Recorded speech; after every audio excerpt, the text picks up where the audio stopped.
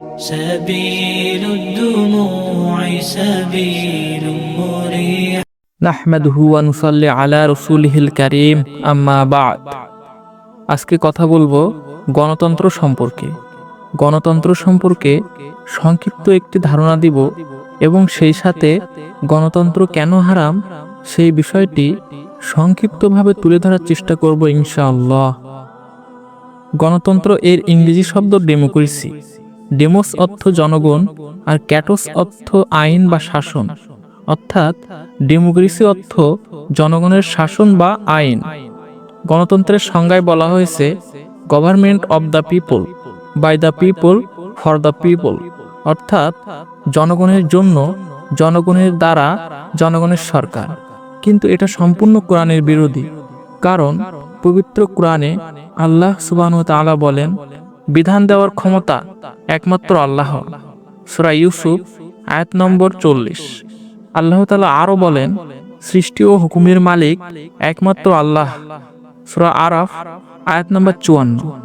আল্লাহ তাআলা আরো বলেন বিধান দানে আল্লাহ কাউকে শরীক করেন না।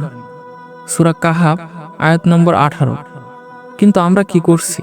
আমরা নিজেরাই আইন প্রণয়ন করছি, আমরাই সেই আইন দ্বারাই শাসিত হচ্ছি, যেটা সম্পূর্ণ কোরআন বিরোধী। তাহলে গণতন্ত্র কিভাবে হালাল হতে পারে? গণতন্ত্রে আরো বলা হয়েছে সকল ক্ষমতার উৎস জনগণ। আস্তাগফিরুল্লাহ। সকল ক্ষমতার উৎস জনগণ কিভাবে হতে পারে? মুসলিম হিসাবে আমরা তো বিশ্বাস করি সকল ক্ষমতার উৎস একমাত্র আল্লাহ সুবহানাহু ওয়া তাআলা।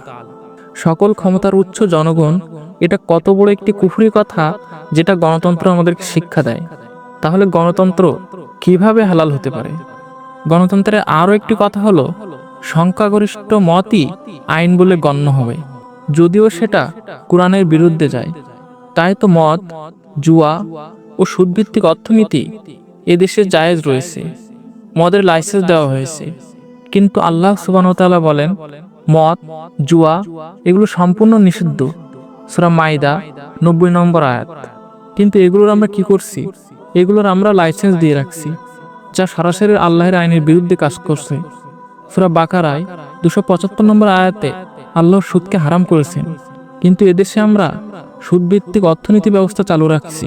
আল্লাহ তাআলা পর্দাকে ফরজ করে দিয়েছেন, কিন্তু আমরা তার স্বাধীনতা দিয়েছি, সবই এই গণতন্ত্রের দোহাই দিয়ে, কারণ সংখ্যাগরিষ্ঠর মতই সেটার প্রাধান্য দিয়েছে। তাই আমরা আল্লাহ যেগুলো নিষিদ্ধ করছে আমরা সেগুলোর বৈধতা দিয়েছি। নাউযুবিল্লাহ মিন জালিক। গণতন্ত্র একটি আলাদা জীবন ব্যবস্থা। গণতন্ত্র ও ইসলাম কখনোই এক হতে পারে না। গণতন্ত্র এটি যে সম্পূর্ণ একটি হারাম সেটা বোঝার আর বাকি নাই। আশা করি গণতন্ত্র সম্পর্কে সংক্ষিপ্তভাবে একটু হলেও ধারণা পেয়েছেন। আল্লাহ যেন আমাদেরকে সবাইকে সঠিক বুঝ দান করুক। আমিন ইয়া রাব্বাল আলামিন।